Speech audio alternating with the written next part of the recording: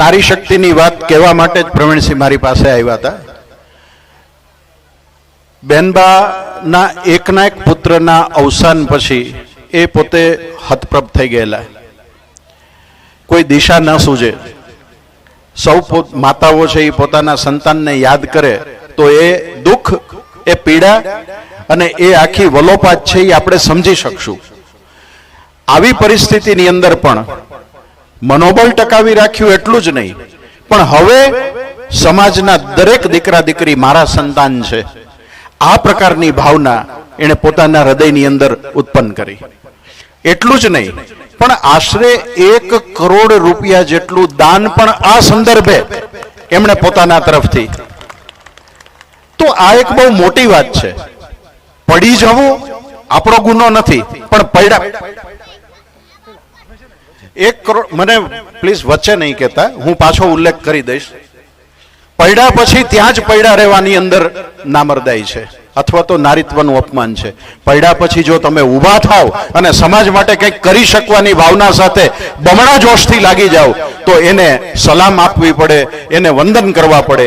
આવા વંદનીય કામ માટે જે નારી શક્તિનું હું નામ લઉં છું એ છે આદરણીય ચેતનાબા જાડેજા, જે રાજપૂત મહિલા 1,51,00,000. ભાઈ ચલો, આંકડો મહત્વનો નથી, એમનું મનોબળ મહત્વનું છે.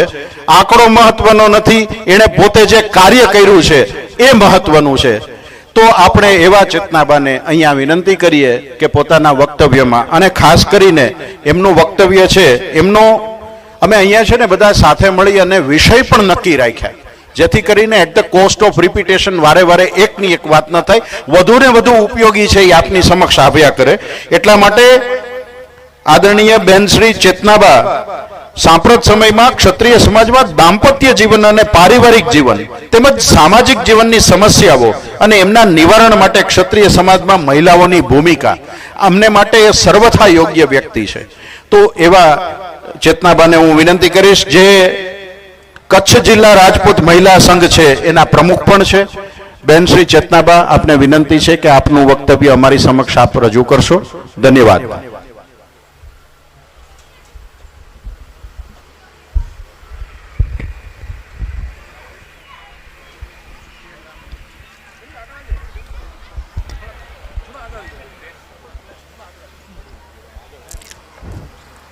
યા દેવી સર્વભૂતેષુ શક્તિરૂપેણ સંસ્થિતા નમસ્તશે નમસ્તશે નમસ્તશે નમો નમઃ.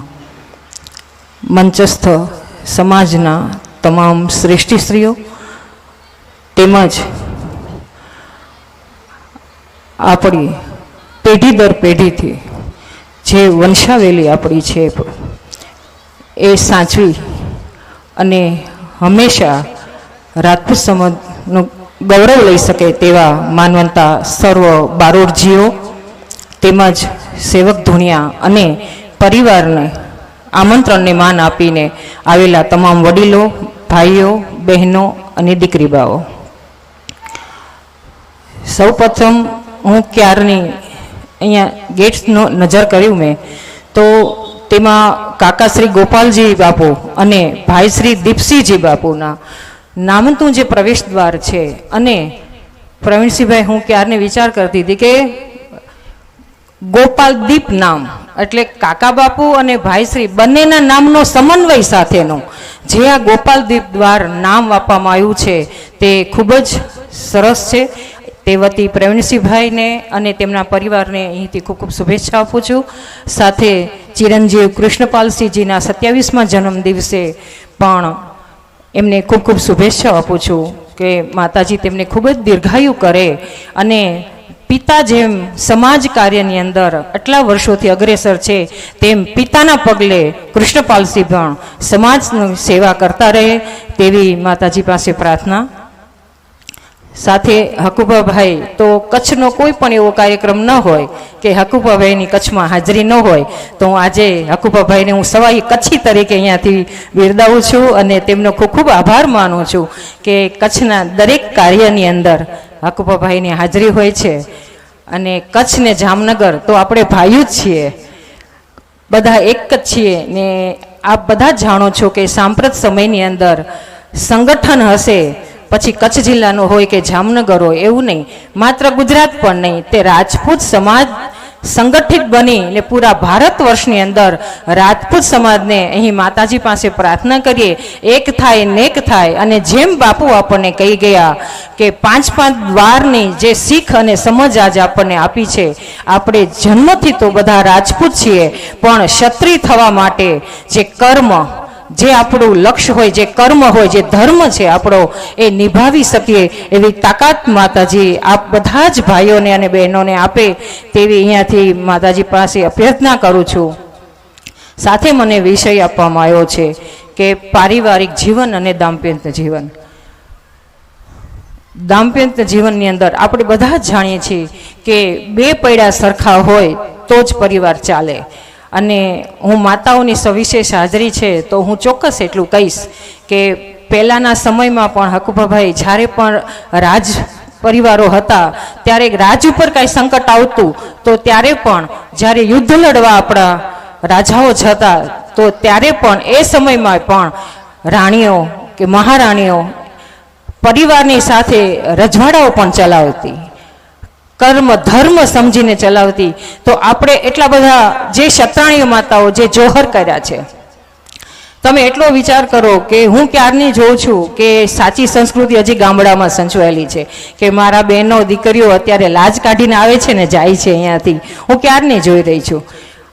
પણ જે આપણા ક્ષત્રાણીઓ માતાએ જોહર કર્યા છે, તો તમને એવું નથી લાગતું અકબરભાઈ ને આ બધા વડીલોને કહું છું કે હજી પણ જે માથે ઓઢીને બહેનો બેઠા છે, તો આટલા વર્ષે પણ આપણા ક્ષત્રાણીય માતાની જોહરની જ્વાળાનું સત જે છે એ મને આ દેખાઈ રહ્યું છે.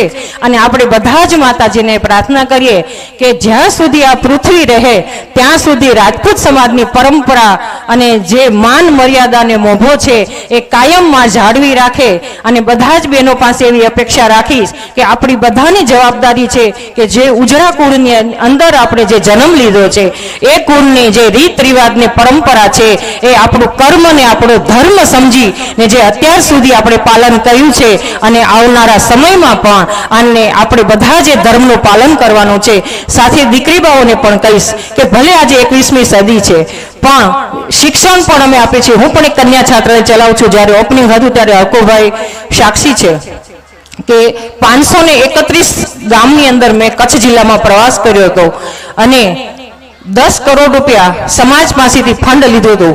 કારણ અને 2 કરોડ ને 51 લાખ આ બધા જ જાણો છો. અનિરુદ્ધસિંહ જાડેજા જીટીપી જે કચ્છના છે તે મેઇન ટાઇટલ દાતા હતા અને ખૂબ જ ભવ્ય 4 એકરની અંદર કચ્છની અંદર કન્યા છાત્રાલયનું નિર્માણ કર્યું છે. અને સાથે 9 થી 12 સ્કૂલ પણ એ પણ માધ્યમિક અને ઉચ્ચ માધ્યમિક સ્કૂલ પણ ચાલુ કરી દીધી છે. તો અમે પણ કન્યા છાત્રાલયને વાઇસ ચેરમેન તરીકેની જવાબદારી છેલ્લા 18 વર્ષથી નિભાવું છું. દીકરીબાઓ આગળ દર 8 દિવસે એકવાર અમે જઈએ છીએ અને દીકરીબાઓની પાસે 1 કલાક બેસીને એક જ વસ્તુ કહીએ છીએ કે રાજપૂતની દીકરી સવારે ઉઠી અને પહેલા કુળદેવીનું નામ ભલે પછી લે પણ 3 વાર એમ કે હું રાજપૂતાણી છું, હું રાજપૂતાણી છું, હું રાજપૂતાણી છું. ત્યારે પણ એ દીકરીને નબળો વિચાર પણ નહીં આવે. આટલી તાકાત રાજપૂત અને શાસ્ત્રત્વમાં છે. તો એ શાસ્ત્રત્વ ટકાવી રાખવું માતાઓની પહેલી ફરજ છે. મેં કીધું ને એમ કે 2 પૈડા હોય સરખા તો જ આપણે સંસાર રૂપી રથ ચલાવી શકીએ. પણ સવિશેષ જવાબદારી હું માતાઓ પાસે 70% હું અપેક્ષા રાખીશ. અને આપણે માતાઓને દીકરીબાઓને કહી છીએ કે રામાયણમાં આપણે એક પ્રસંગ યાદ આવે છે કે માં ભગવતી સીતાજીએ પણ આપણને એક બહુ સરસ સમાજને એક આવનારી પેઢીને એક સુંદર અંદર સમજ આપી છે કે લક્ષ્મણ રેખા. માં ભગવતી કહે છે કે હું ભગવતી છું છતાં પણ મેં લક્ષ્મણ રેખા ઓળંગી તો ધ્વનિ વિનાશ થયો છે. તો હું રાજપૂત સમાજના બહેનોને કહીશ કે આપણી પાસે પણ એક લક્ષ્મણ રેખા છે જે હંમેશા એક લક્ષ્મણ રેખા સાથે આપણે પરિવારની અંદર, આપણા કુટુંબની અંદર અને આપણા સમાજની અંદર આપણે લક્ષ્મણ રેખા સાથે રહીશું તો ક્યારે પણ આપણે કોઈ પણ એવું અવિચારી પગલું નહીં ભરી શકીએ.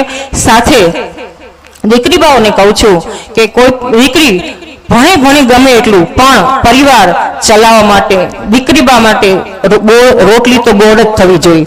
રોટલીનો એટલે કહું છું કે કામ ધર્મ અને દરેક સંબંધોને એક જ ગોળ દિશાની અંદર એક પરિવારના તાંતડે બાંધી અને જે દીકરી બા ઘર ચલાવશે, શિક્ષણની સાથે સંસ્કૃતિ અને જે સંસ્કાર છે આપણા પાયારૂપીના એ સાથેનું જીવન ઘડતર આપણે દીકરી બાઓને જ આપશું. એવી રીતે માતાને પણ એક કહું છું કે જે રીતે દીકરીને આપણે કેળવણી કરી છે એ જ રીતે આ સમયની માંગ છે કે દીકરાઓને પણ એટલી જ કેળવણી આપીએ.